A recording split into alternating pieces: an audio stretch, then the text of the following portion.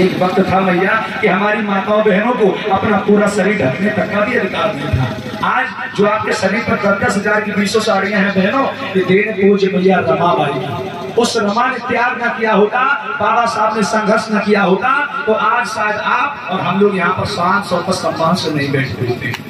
वो पूज्य मैया रमा, जिस रमा माँ ने एक साड़ी में अपना पूरा जीवन व्यतीत कर दिया। यहाँ पर इतना मौका नहीं था, इतना ज्यादा समय नहीं था, वरना हम तुम्हें पूज्य मैया रमा का त्याग दिखाते। क्या त्याग था रमा माँ का?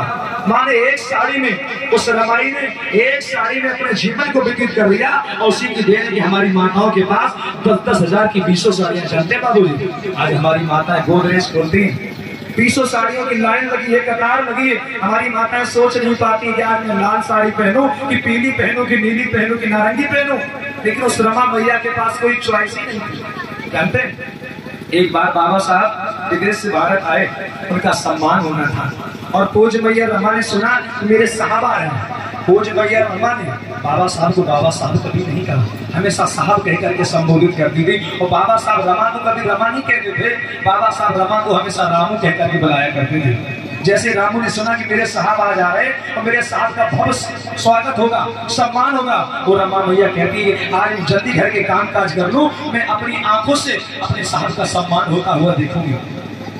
हमारे साथ का बहुत सम्मान होता, लेकिन हमने कभी अपनी आंखों से सम्मान होता हुआ नहीं देखा। आज मैं घर का काम काज कर लूं, मैं आज फुर्सत होता कि जल्दी से अपने साथ का अपनी आंखों से सम्मान होता हुआ देखूंगी। बाबूजी, रमा माँ जल्दी जल्दी घर के काम काज कर लेती है, और फुर्सत हो गई, बक्सा खोला, उसमें एक साड़ी रखी थी रमाई की, लेकिन साथ गजब हो गया। देखो समय देखो, जैसे रमा माँ उस साड़ी को निकालती, बाबूजी उस साड़ी को चूहों ने काट दिया था, बड़े बड़े छेद हो गए।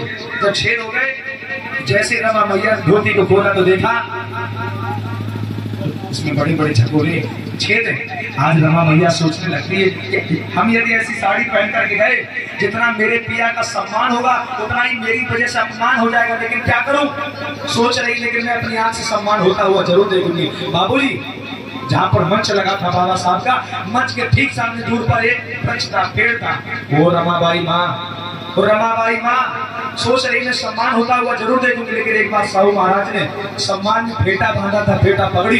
आज उस रमा मैया ने फेटा निकाला, पगड़ी खोली, उसमें इतना ज्यादा अर्ज नहीं होता, ज्यादा चौड़ाई नहीं होती। रमा माँ ने फेटा को अपने आप में लपेटा, लेकिन बाबूजी जब नीचे खींचती है तो ऊपर खुल जाती है, ऊपर खींचती है तो नीचे खुल जाती है। आज सोच रहे क्या करूं, अब तो मैं आगे नहीं बैठ पाऊंगी, मैं बीच में नहीं बैठ पाऊंगी, मैं पीछे भी नहीं बैठ पाऊंगी। क्यों? अगर मैं जाती हूँ तो मेरे साथ का जितना सम्मान होगा मेरी वजह से उनका अपमान हो जाएगा, लेकिन अपनी आंख से सम्मान जरूर देखूंगी। दूर पेड़ खड़ा था, रमा मैया उसी फेटा को लपेट करके पेड़ के पीछे खड़ी हो गई।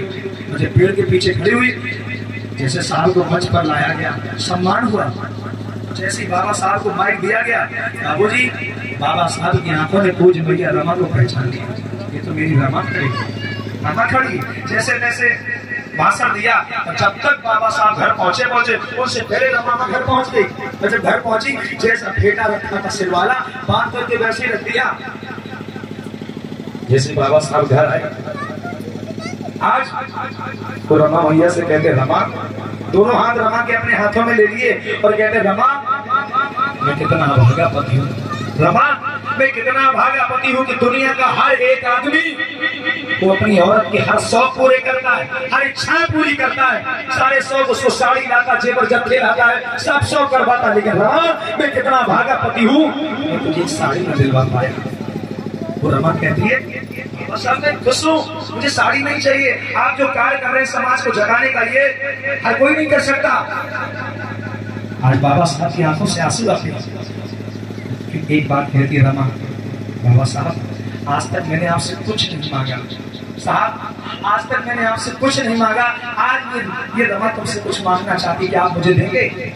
बाबा साहब भावुक थे। बाबा साहब डॉक्टर अम्बेडकर कहने लगे रमा आज मांग ले, तू जो मांगेगी ये बाबा साहब अम्बेडकर तुझे वो ला करके देगा, चाहे जहां से लाए, जैसे भी लाए, दुनिया की हर एक चीज रमा ये बाबा साहब तुझे ला करके देगा। जानते हो इस रमा माँ ने क्या मांगा? साहब इस रमा के शरीर पर नई साड़ी नहीं आ पाई तो क्या हुआ? साहब इस रमा के शरीर पर नई साड़ी नहीं आ पाई तो क्या हुआ? बाबा साहब मुझसे वादा करो, आप जाने से पहले ऐसा कार्य करके जाओगे इस रमा के शरीर पर नई साड़ी ना आ पाई तो क्या हुआ? इस भारत देश की हर एक स्त्री रमा है और हर एक रमा के शरीर पर नई साड़ी होनी चाहिए बाबा साहब। हर एक रमा के शरीर पर नई साड़ी होनी चाहिए बाबा साहब। वो की रमा। बात बताओ माताओं, हम दुनिया को मानते चले आए, दुनिया को पूछते चले आए, क्या तुमने कभी रमा के बारे में जाना? क्या कभी तुमने रमा के इतिहास के बारे में जाना, पढ़ा, सुना? तुम्हें सुना ही नहीं गया, आपने जरूरत नहीं समझी। क्यों?